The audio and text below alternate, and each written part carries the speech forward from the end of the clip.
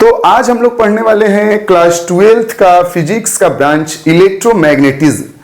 वैसे तो electromagnetism physics का एक बहुत बड़ा ब्रांच है जिसमें कि आपको बहुत सारे अलग अलग चैप्टर पढ़ने होंगे। बिहार बोर्ड के हिसाब से देखें तो 7 से 8 चैप्टर है उसमें पढ़ने के लिए।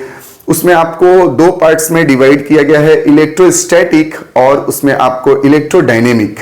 ठीक है, तो आज हम लोग पढ़ने वाले हैं इलेक्ट्रोस्टैटिक में इलेक्ट्रिक चार्ज एंड फील्ड के बारे में। तो कोई बात नहीं, आज हम आपका अगर 11th खराब भी चला गया है तो कोई बात नहीं, हम लोग स्टार्ट करेंगे क्लास 12th एक फ्रेश माइंड के साथ।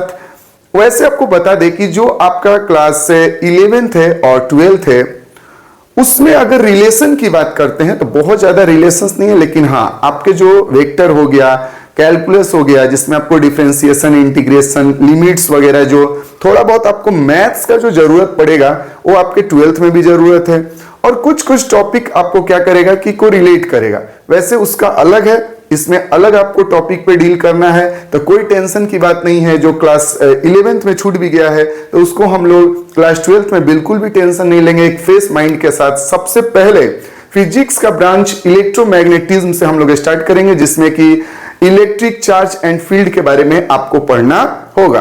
तो चलिए एक फ्रेश माइंड के साथ आज हम इस टॉपिक को स्टार्ट करते हैं। तो इसमें हम लोगों को पढ़ना होगा बाबू इलेक्ट्रिक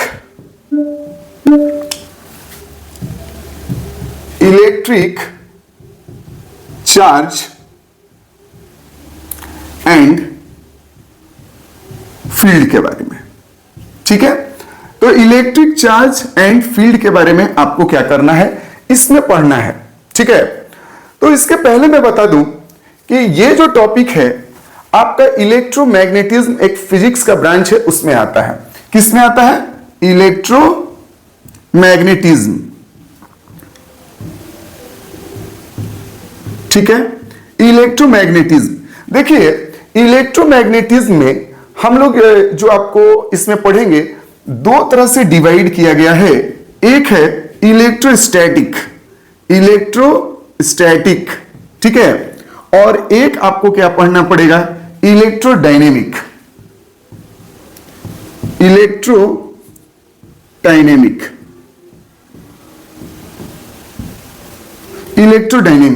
ठीक है, तो आप यहां पर देख रहे हैं कि इलेक्ट्रोमैग्नेटिज्म में हमको टू पार्ट्स में पढ़ना है, इलेक्ट्रोस्टैटिक के बारे में और इलेक्ट्रोडायनेमिक के बारे में। यहां पर एक वर्ड लगा हुआ है स्टैटिक और इधर है इलेक्ट्रो। जैसे कि आप एक वर्ड सुने होंगे इलेक्ट्रिसिटी, और ऐसा नहीं है कि ये आप फर्स्ट टाइम सुन रहे हैं, क्लास 6, 7, 8, 10 में भी आपको इसके बारे में क्या किया गया होगा, पढ़ाया गया होगा। 9 में तो नहीं जानना है इसके बारे में। तो इलेक्ट्रिसिटी वर्ड का मतलब क्या होता है? तो इलेक्ट्रिसिटी वर्ड का मतलब होता है द स्टडी ऑफ चार्ज। क्या होता है बाबू? The study of charge. इसमें हम लोग क्या करते हैं, चार्ज के बारे में पढ़ाई करते हैं। इसमें हम लोग मेनली चार्ज के बारे में पढ़ाई करते हैं। आपको हम बता दें कि चार्ज के बारे में इसमें आपको क्या किया जाता है, पढ़ाया जाता है। इलेक्ट्रिसिटी वर्ड का मतलब ही होता है the study of charge, charge के बारे में अध्ययन करना। तो यहां पर आप देख रहे हैं इलेक्ट्रोस्टैटिक और इधर है इलेक्ट्रोडायनेमिक।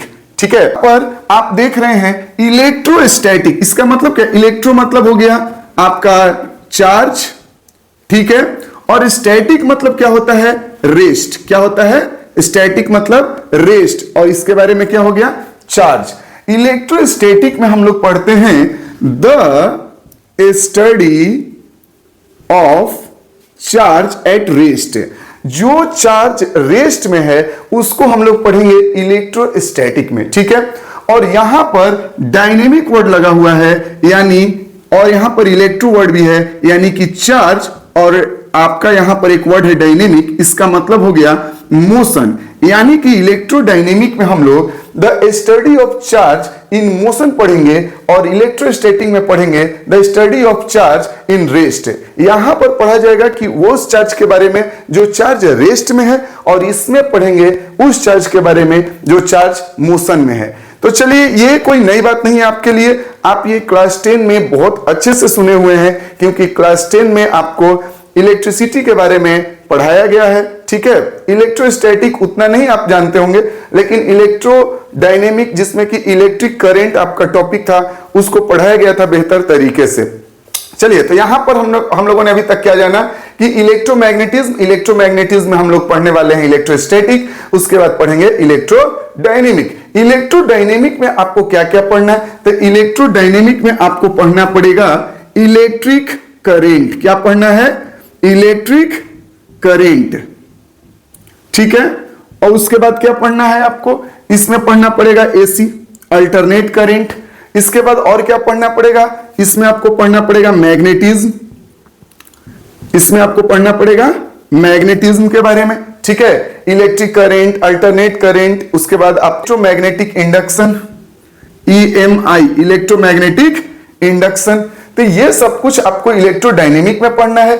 और इसमें आपको आइए तो सबसे पहले स्टार्ट होगा इलेक्ट्रिक चार्ज एंड फील्ड। तो फील्ड के बारे में तो थोड़ा सा आगे हम लोग टॉपिक में पढ़ेंगे। सबसे पहले पढ़ना है कि चार्ज क्या होता है। चार्ज के बारे में आपको डिटेल में पढ़ना होगा। ठीक है, लेकिन उसके पहले हम आपको थोड़ा सा हिस्ट्री ऑफ इलेक्ट्रिसिटी वर्ड, आखिर ये इलेक्ट्रिसिटी हमारे जीवन में कैसे आया, इतना बड़ा जो आपका डिस्कवरी हुआ है, ये डिस्कवरी हुआ है, खोज हुआ है, क्योंकि ये हमारे अर्थ पर पहले से चार्ज मौजूद थे तो हमने उसको खोज निकाला है। समझ गए कि नहीं? इसीलिए डिस्कवरी ऑफ इलेक्ट्रिसिटी हम लोग बोलते हैं। तो आइए देखते हैं कि आखिर किन किन साइंटिस्ट ने इसमें अपना योगदान दिया है और अपना टाइम दिया है, अपना जीवन पूरा दे दिया है इसमें, इसको समझाने के लिए। तो आइए उनके बारे में भी थोड़ा बहुत हम लोग इसके हिस्ट्री को देखते हैं।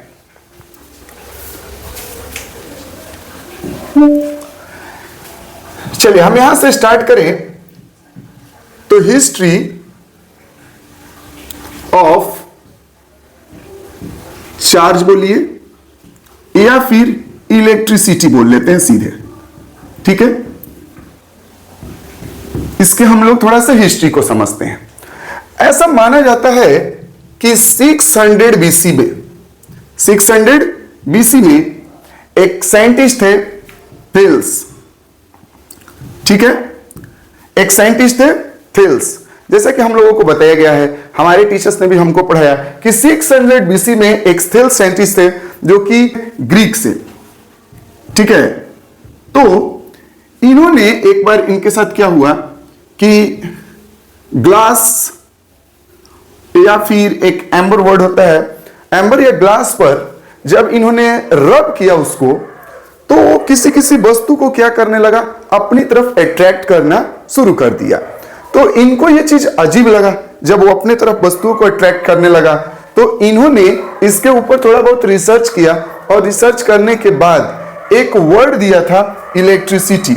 ठीक है, तो इलेक्ट्रिसिटी वर्ड हमको यहां से डिराइव हुआ और इन्होंने बताया कि ये वस्तु जो है इसके अंदर चार्ज वगैरह, इलेक्ट्रिसिटी वगैरह प्रोड्यूस हो रहा है, जिसकी वजह से ये अट्रैक्शन कर रहा है। ठीक है, तो चलिए यहां से ये वर्ड मिला। उसके बाद अलग अलग हमारे पास साइंटिस्ट आते गए। उसके बाद मैं आपको बता दूं तो 1752 में एक साइंटिस्ट आते हैं बेंजामिन फ्रैंकलिन। ठीक है, इन्होंने क्या बताया कि जो आपका क्लाउड होता है उसके अंदर भी चार्ज इन्वॉल्व होते हैं, जो इसके अंदर स्पार्क देखने को मिलता है। जैसे कि आप देखते हैं बादल गरजता है, लाइटनिंग होती है, तो इन्होंने बताया कि उसके अंदर भी क्या होता है, चार्ज होता है। और ये चार्ज की वजह से ही ये सब लाइटनिंग वगैरह होता है। इसको प्रूव करने के लिए उन्होंने एक एक्सपेरिमेंट भी किया था, काइट वाला। ठीक है, उसको प्रूव करने के लिए उन्होंने किया क्या था कि एक पतंग लिया और इस पतंग में जो आपका रस्सी था, इसमें एक तो इन्होंने चाबी लटका दिया इस तरीके से। ठीक है, और जब बादल गरजना शुरू हुआ, जब आंधी आया, तो उसमें इन्होंने इस पतंग को ऊपर की ओर उड़ाया।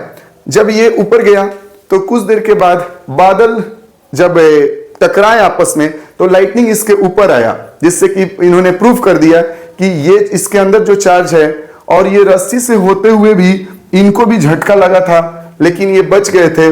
लेकिन रिस्क लेकर और इन्होंने इस बात को प्रूव किया था कि आपका जो क्लाउड होता है उसमें भी चार्ज इन्वॉल्व होते हैं। उसके बाद और भी आपको साइंटिस्ट आते हैं, अब जैसे कि 1800 में आपको एक साइंटिस्ट आते हैं, 1800 में एक साइंटिस्ट आते हैं अलेक्जेंड्रा वोल्टा, ठीक ना। इन्होंने क्या बताया, इन्होंने बताया कि केमिकल से भी हम लोग क्या कर सकते हैं, इलेक्ट्रिसिटी प्रोड्यूस कर सकते हैं। इन्होंने बताया कि केमिकल से भी इलेक्ट्रिसिटी प्रोड्यूस किया जा सकता है। और सेल जो बैटरी हम लोग बोलते हैं, जैसे सिंगल रहता है तो उसको सेल बोलते हैं, ग्रुप ऑफ सेल को हम लोग बैटरी बोलते हैं, उसका भी इन्होंने क्या किया था, इन्वेंशन किया था। समझे कि नहीं, इन्वेंट किया किस चीज के बारे में, तो बैटरी बनाया था। सबसे पहले इन्होंने एक बड़ा सा बैटरी बनाया था, केमिकल के माध्यम से रिएक्शंस करके एक बैटरी तैयार किया था, ठीक है। तो चलिए, इन्होंने एक बहुत बड़ा इन्वेंशन किया अलेक्जेंड्रो वोल्टा ने, केमिकल से भी बिजली बनाया जा सकता है, इन्होंने बताया। उसके बाद 1831 में आते हैं माइकल फैराडे। चलिए, 1831 में आते हैं माइकल फैराडे, और ये बताते हैं, ये क्या करते हैं कि कॉपर का प्लेट लेते हैं, कॉपर का एक प्लेट लेते हैं और एक मैग्नेट लेते हैं, ठीक है। और इस मैग्नेट को आगे पीछे करके और इसमें इलेक्ट्रिसिटी जनरेट करते हैं, ठीक है। तो यहां से आगे कहानी बढ़ता है। इन्होंने तो ये बैटरी बनाया और इन्होंने डीसी करंट भी हमको दे दिया, डायरेक्ट करंट, समझे कि नहीं, ठीक है। डीसी करंट के बारे में बताया। चलिए, अलेक्जेंड्रो वोल्टा ने हमको डीसी के बारे में बताया, ठीक है। 1831 में माइकल फैराडे हैं और इन्होंने कॉपर का प्लेट लिया और मैग्नेट के माध्यम से इलेक्ट्रिसिटी प्रोड्यूस किया था आगे पीछे करके। इसके बाद 1878 में आते हैं थॉमस अल्वा एडिसन, ठीक है, थॉमस अल्वा एडिसन। इनके बारे में तो आपको पता है, इन्होंने क्या किया था, बल्ब का आविष्कार, ठीक है। बल्ब का आविष्कार ये आपके अमेरिका के थे, ठीक है। इन्होंने बल्ब का आविष्कार किया था। इनके पास एक वर्क के लिए एम्प्लॉय बन के आते हैं जिनका नाम था निकोला टेस्ला। इन्होंने एसी मोटर के बारे में बताया, अल्टरनेट करंट के बारे में इन्होंने बताया, ठीक है। और अभी तक चल रहा था डीसी पर ही काम, लेकिन डीसी में प्रॉब्लम क्या था कि ज्यादा दूर तक हम लोग इससे इलेक्ट्रिसिटी ट्रांसफर नहीं कर सकते हैं। हर 2-3 किलोमीटर पर एक पावर प्लांट बनाना पड़ता था जिससे कि करंट को आगे पहुंचाया जाए। लेकिन निकोला टेस्ला के आने के बाद इन्होंने एसी के बारे में हमको बताया, जिससे कि एक लंबी दूरी तक करंट को पहुंचाया जा सकता है। तो इस तरीके से ये कुछ साइंटिस्ट रहे, थेल्स हो गए, Benjamin Franklin, Alexandra Volta, Michael Faraday, उसके बाद Thomas Alva Edison, Nikola Tesla, ऐसे महान साइंटिस्टों ने हमें इलेक्ट्रिसिटी के बारे में बहुत कुछ खोज कर दिया है, और जो कि आज हमारी दुनिया इलेक्ट्रिसिटी के ऊपर ही क्या करती है, डिपेंड है। तो आइए सबसे पहले आज स्टार्ट करते हैं इलेक्ट्रिक चार्ज एंड फील्ड के बारे में, जिसमें कि सबसे पहले आज हम लोग पढ़ेंगे चार्ज के बारे में। किसके बारे में पढ़ेंगे, तो आज हम लोगों का टॉपिक रहेगा चार्ज, ठीक है। सबसे पहले आज हम लोग चार्ज के बारे में पढ़ेंगे, electric charge and field. Electric charge and field, जिसमें कि हम लोग सबसे पहले चार्ज के बारे में जानेंगे। तो आइए देखते हैं चार्ज के बारे में क्या क्या। देखिए, सबसे पहले तो ऐसा नहीं है कि चार्ज के बारे में आप फर्स्ट टाइम सुन रहे हैं, ऐसा नहीं है कि आप चार्ज के बारे में फर्स्ट टाइम सुन रहे हैं, चार्ज के बारे में आप पहले भी पढ़ चुके हैं। तो आइए इसके कुछ बेसिक बातों को समझते हैं हम लोग। सबसे पहले आपको बता दें कि चार्ज जो होता है ये एक इंट्रिंसिक प्रॉपर्टी होता है।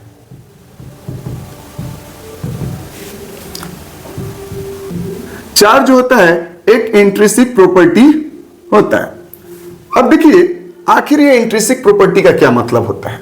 इंट्रिंसिक प्रॉपर्टी का मतलब होता है कि यदि कोई आपके पास ऑब्जेक्ट है और इसके पार्टिकल्स पे आप रिसर्च कर रहे हो, आप इसके पार्टिकल्स पर रिसर्च कर रहे हो तो आप लास्ट कहां तक रिसर्च करोगे?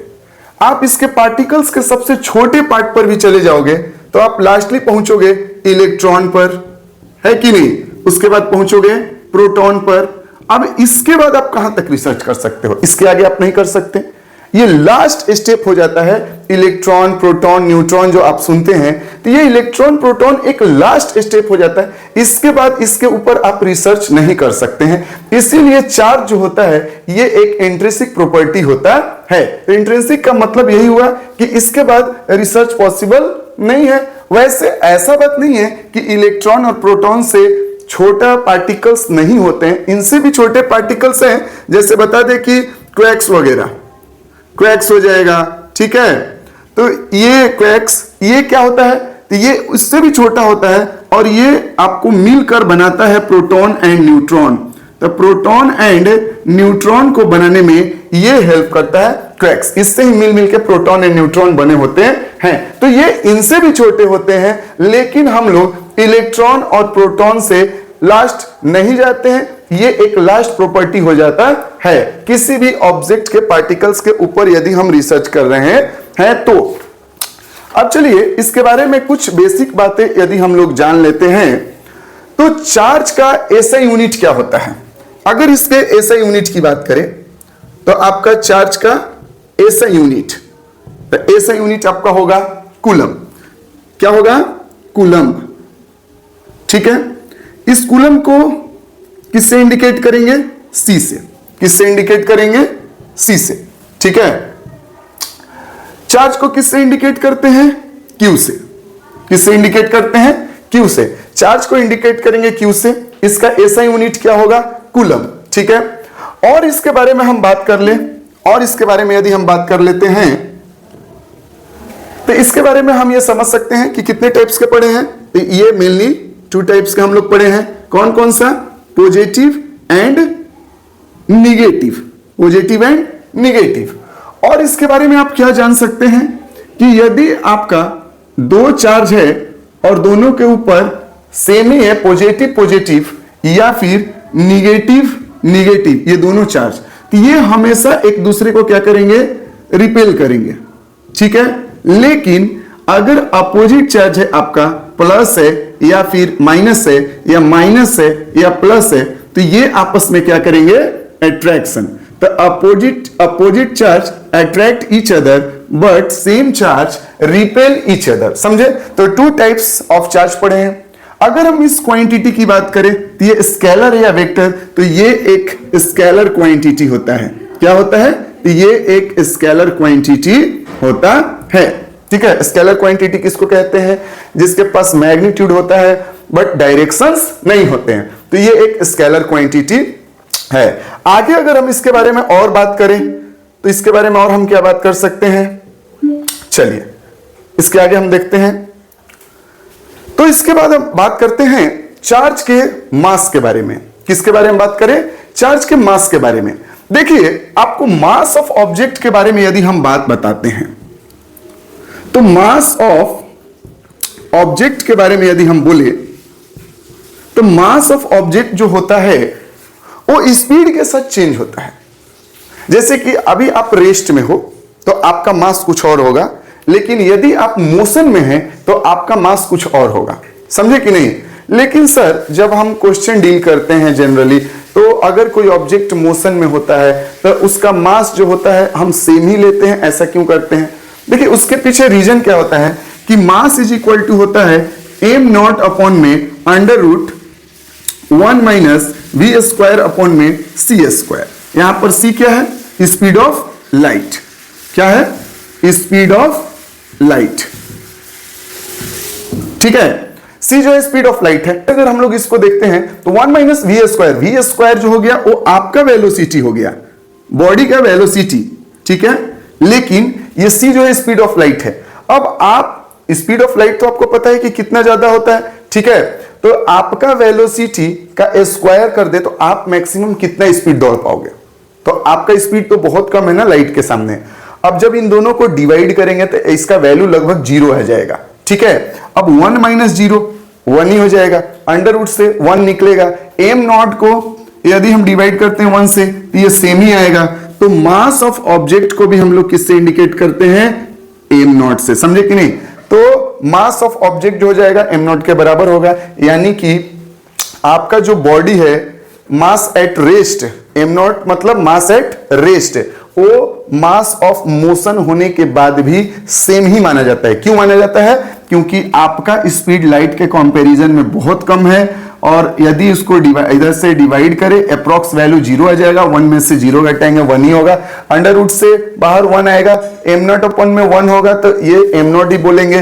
तो मास ऑफ ऑब्जेक्ट जो होता है वो जो रेस्ट में रहेगा वही आपका मास मोशन में भी रहता है, तो उसको हम लोग एज्यूम कर लेते हैं क्योंकि आपका वेलोसिटी बहुत ज्यादा कम होता है। लेकिन चार्ज के बारे में यदि हम लोग देखते हैं तो चार्ज का जो स्पीड होता है बहुत ज्यादा है, अप्रोक्स 10⁶ के आसपास, समझे कि नहीं? ठीक है, जो कि लाइट के स्पीड के आसपास है। तो यहां पर तो सर उसका जब मोशन में होता है तो चार्ज के मास में चेंज आना चाहिए था, लेकिन नहीं होता है। चार्ज का जो मास होता है वो मोशन में रहने के बाद भी सेम ही होते हैं, समझे कि नहीं? कोई चेंज नहीं आता, डज नॉट चेंज। ठीक है, तो चार्ज यदि मोशन में भी रहता है तो उसके मास में कोई चेंजेस नहीं आते हैं। तो आपने चार्ज के मास के बारे में समझा। ठीक, चलिए, तो इस यहां तक आपने समझ लिया है। अब इसके आगे हम लोग समझेंगे कंजर्वेशन ऑफ चार्ज। क्या समझेंगे? Conservation of charge.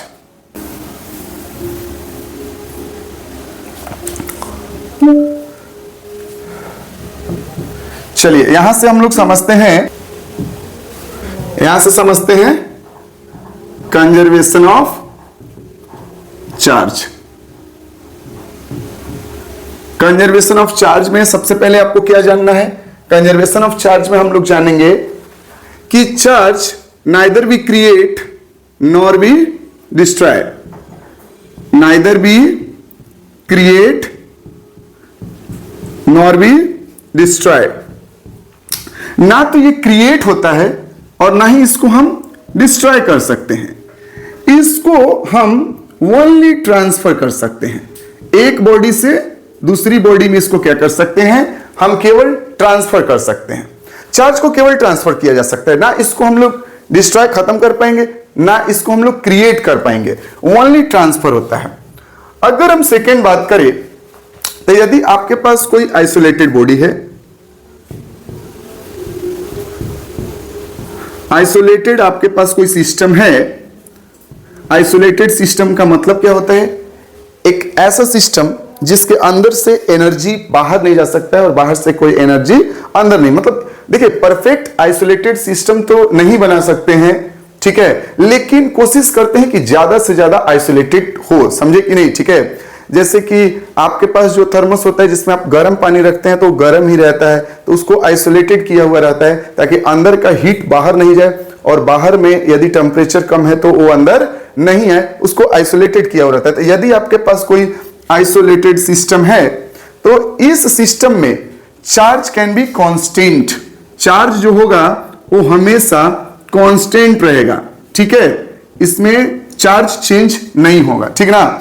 मतलब कि मान लीजिए आपके पास ये एक सिस्टम है, इस सिस्टम में यहां पर +3Q है, ये एक चार्ज है +2Q, तो एक ये बॉडी हमेशा लीजिए इसमें आपका 2 चार्ज है, अगर इसको हम लोग पूरी तरीके से हिला भी देंगे, ठीक है, पूरा एकदम ऐसे करके, तो आपका जो नेक्स्ट होगा इसमें भी आपको टोटल 5 चार्ज ही देखने को मिलेंगे। मतलब कि चार्ज गायब नहीं हो सकता है। अगर ये आइसोलेटेड है तो इसमें जितने नंबर ऑफ चार्ज रहेंगे उसमें भी उतना ही होगा, ये आपका चेंज नहीं होगा, समझ गए?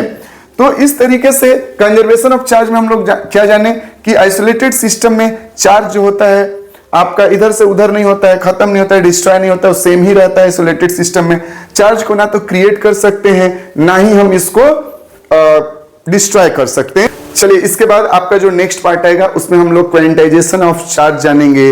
उसके बाद हम लोग जानेंगे वे ऑफ चार्ज, मतलब कि किसी बॉडी को यदि हमको चार्ज बॉडी बनाना पड़ेगा, क्योंकि कोई भी बॉडी आपका न्यूट्रल होता है, यदि उसको चार्ज बॉडी बनाना है तो उसके लिए हमको क्या क्या तरीका है क्या क्या हम लोग कर सकते हैं उसको हम लोग नेक्स्ट पार्ट में जानेंगे।